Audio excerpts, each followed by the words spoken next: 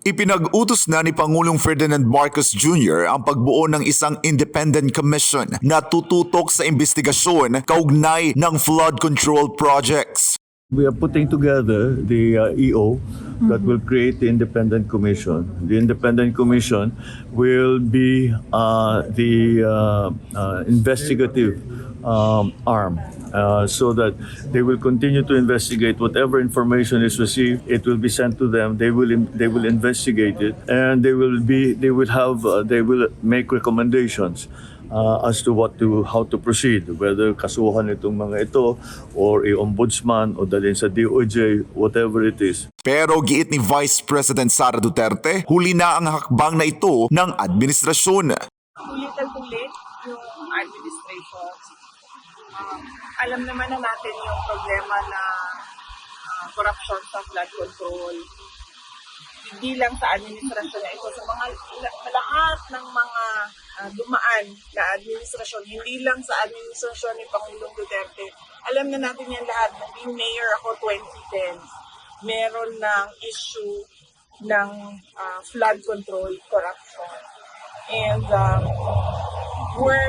mas worse lang sa atin ngayon dahil sinasabi ko nga, hindi lang naman flood control projects yung merong corruption. Muli ring binigyang diin ni VP Sara na ang dahilan ng kanyang pagbibitiw bilang kalihim ng Department of Education ay ang pangingialam umano ng Kamara sa budget ng ahensya, partikular sa pondo para sa pagpapatayo ng mga school building. Sabi ko nga, inattach yung pinaghati-hatian ng members of the House of Representatives ang SBP, School Building Program budget ng Department of Education. At hindi lang yun, inattach pa nila yung listahan doon sa House version ng GAM. Ayon pa kay VP Sara, alam ito ng Pangulo, ngunit pinili nitong baliwalain. Kaya para sa kanya, kaduda-duda ang biglaang pagpapaimbestiga ng administrasyon sa flood control projects. Magdududa ka kung bakit bigla ngayon ay merong silang malabas na malaking investigation ng flood control projects. Sabihin, meron na naman siguro silang niluluto behind the scenes na syempre hindi natin nakikita dahil lahat tayo nakatutok doon sa flood control corruption. Giit ng bise na malinaw na kung gugustuhin, kaya ng Pangulo na matapos agad ang investigasyon.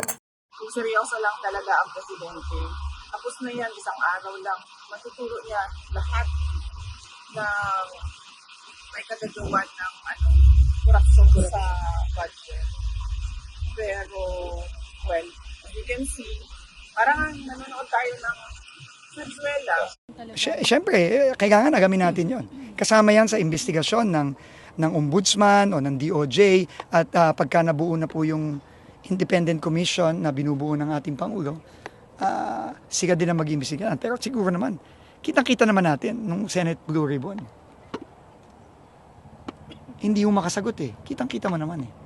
So, kung ako kay Mr. Arevalo, ang advice ko sa kanya, I should just turn myself in right now. Kaysa naman siya pa ang makulong dahil dito, mukhang hindi naman talaga siya. Sir, are we seeing na marami sa Bulacan ang ghost project? Yeah, Si Pangulo. Definitely. Definitely. Madami. At kung kaya araw-arawin namin to. Sir, si former Secretary, mentioned 15 na missing. Na brief kayo, sir, kung... Yes, I got a briefing, but of course, kailangan nating tignan. Pero ito talaga, na-mention to ni Secretary Bonoan, na-mention din meron ding mga ibang nag-feed sa amin na hindi ko pwedeng pangalanan, kaya kami nagpunta ngayon. Kitang-kita naman natin. Tsaka, yung kapal ng mukha na babalik dito, tapos pipilit buhayin yung patay dito, di ba? Na magmamadali, tapos talagang brazen. Kahayupan talaga nitong mga taon. Totoo. Sir, yung July, all 96 pinabayaran siya. Yeah. 96 million. Well, I will have to verify, but it looks like it. It looks like it. Sa ano, Sec, sa quality ng gawa.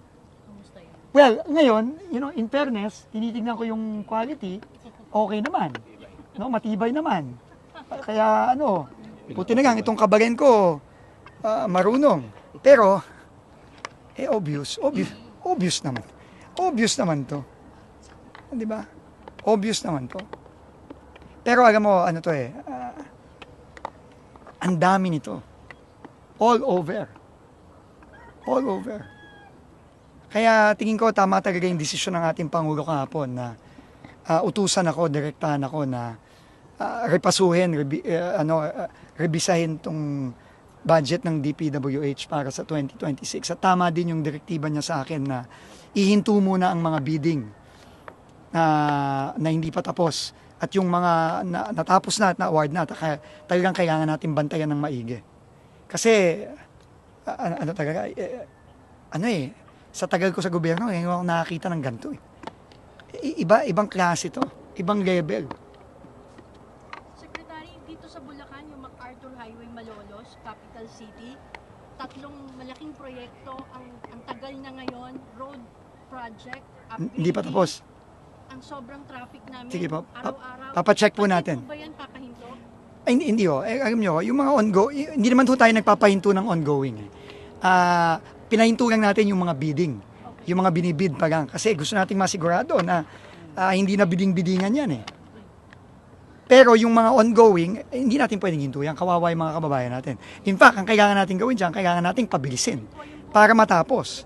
So, salamat po sa nyo. So, papacheck po natin sa... Yung paggawa, walang mga tao, nagtagal. Sa panahon po ninyo, sinusuportahan niyo po ba yung inaadvocacy ni Governor Daniel Fernando na sa pangkalahatan sa Bulacan, malagyan na ng maikulong na ng DK ang from Bulacan to Bataan? Mag-uusap po kami. Yan, no? Pag-uusapan natin yan. Hindi ko pa masasagot yan kasi kailangan may plano dyan, may master plan dyan. Thank you rin po, Secretary. Thank you. Sir, since you mentioned yung sa revision ng, is that a revision, we call it, sa budget ng DPWH Yeah. process? So, Yes. isa-isahin nyo yun? You said yesterday 700 pages. Yeah, well, unang-una, kailangan dito magfo-focus tayo at magpa-prioritize tayo. Kasi marami naman dyan, legitimate. Ang laki-laki ng DPWH. No? Pero sigurado, ika nga sa Ingles, we have to trim the fat.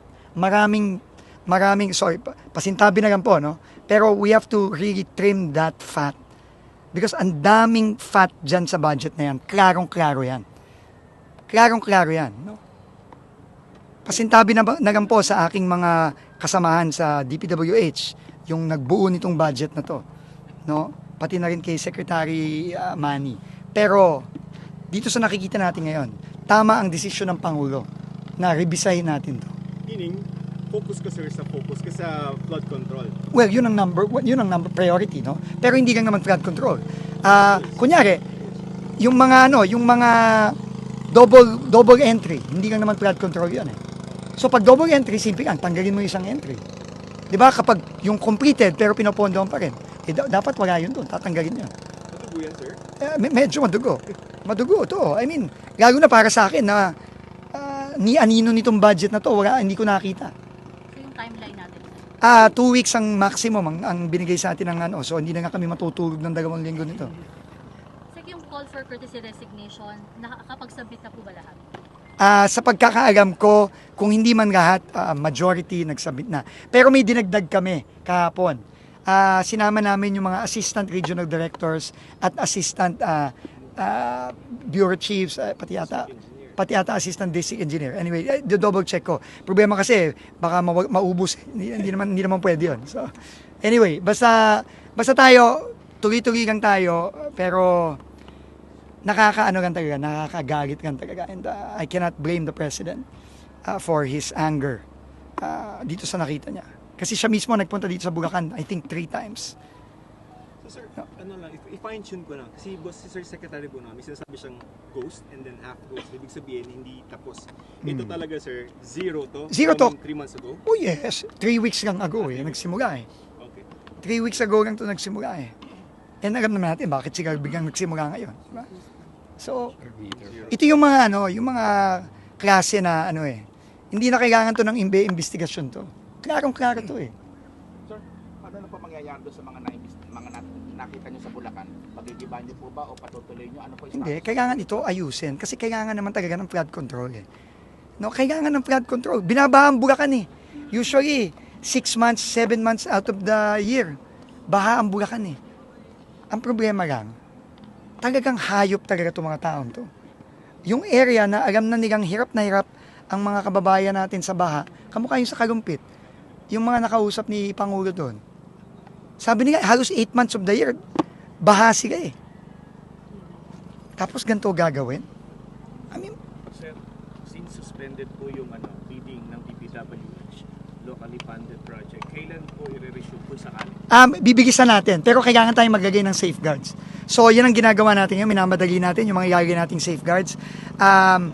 This weekend, kakausapin ko yung dalawa nating former DPWH secretary, si former secretaries Ping De Jesus and Babe Singson. I'm meeting them on Sunday. And I will ask them, help me find safeguards. Baka naman meron na silang ginawa dati na tinanggal at ibabalik na lang natin. So, titignan natin. No? So, basta kailangan, hindi natin pwedeng ituloy yung mga bidding hanggat wala tayong safeguards. Kasi kung hindi, mauulit at mauulit na naman itong mga to. Sir, kasama sa safeguards yung parang, kumbaga, wag na munang isali itong mga mambabatas, mga senators, may mga naliligtas Hindi naman talaga kasama ang sa bidding, wala namang involvement ang mga legislators doon eh. It's just a contractor. It's a contractor and the DPWH. So I don't want to go beyond what I am supposed to do, which is to clean house. No, I have to focus on cleaning the DPWH. No? So, and yun ang gagawin natin. Sir, speaking of bidding, have you talked with Pickup? Kasi parang may irregularities din when it comes Yes. sa licensing Yes. ng mga po natin, Correct. contractors. So, Maraming problema. Napakaraming problema. And kailangan natin maayos yan. Lahat, pero isa-isa yan. Hindi to magic wand na maayos. Kung ano man ang gagawin ko, basta din, maayos na. Hindi ganun to. Matagal na proseso to. Pero we have to start somewhere. Nag-usap na ba kay ni Secretary, DTI Secretary kasi Nag-usap na kami. yan eh. Nag-usap na kami. Meron na kaming pinag-usapan na gagawin namin. May mga gagawin siya. Ako, nakasuporta ako sa kanya kay Secretary Roque. Sir, pahabol lang po. Yung kung sa di ba galing po kayo nakaraan ni Pangulo sa Bulusan, may part kasi doon, nasa 300 sheet pile na bago dumating si Pangulo, nandoon at hindi na napuntahan. Nung pinuntahan namin, marami po talaga nakatambak katabi ng Pampanga rin. Oo. Possible po ba na bibisitahin din po ba din natin yung mga Hindi.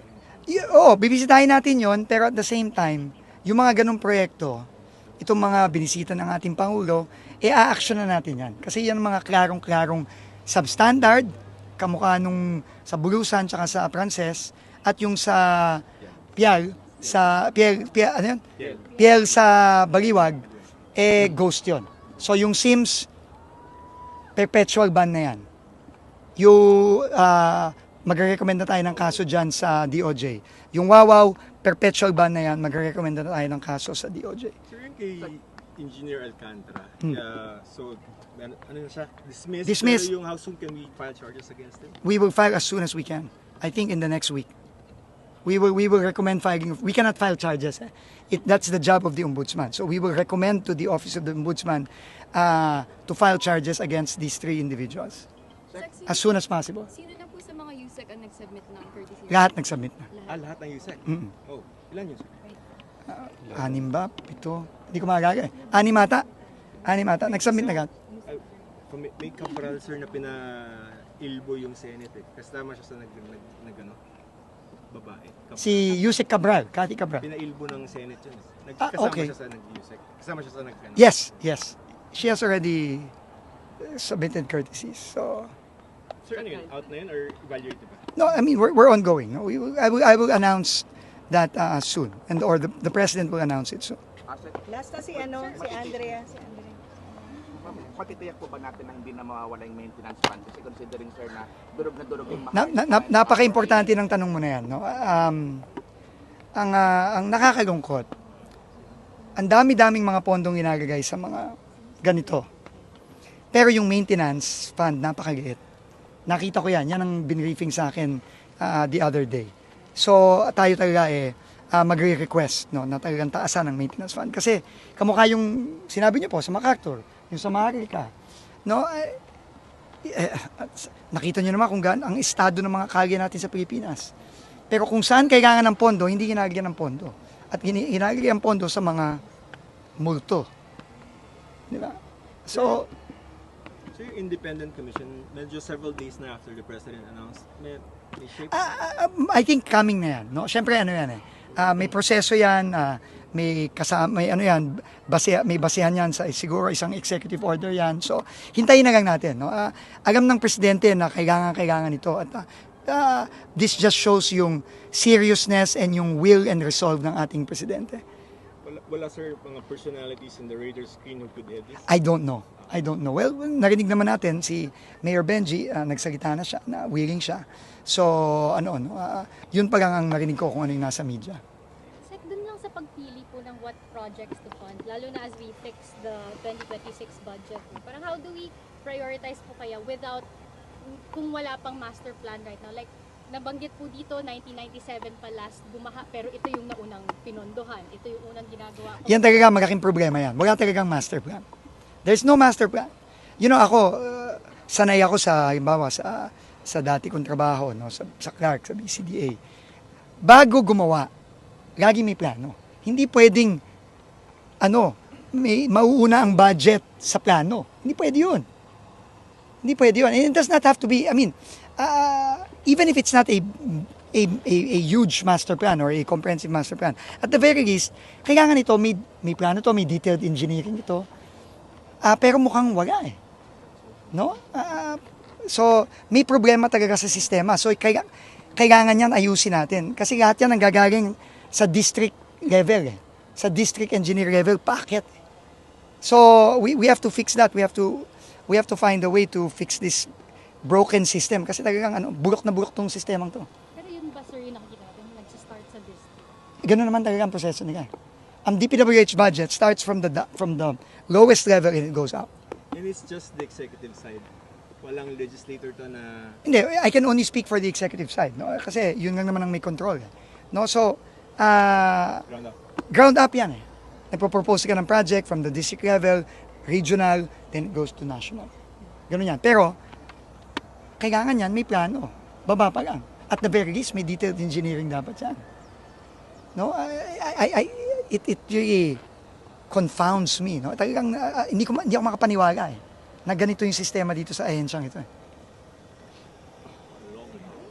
Decades to. Okay, thank you guys. Sir, may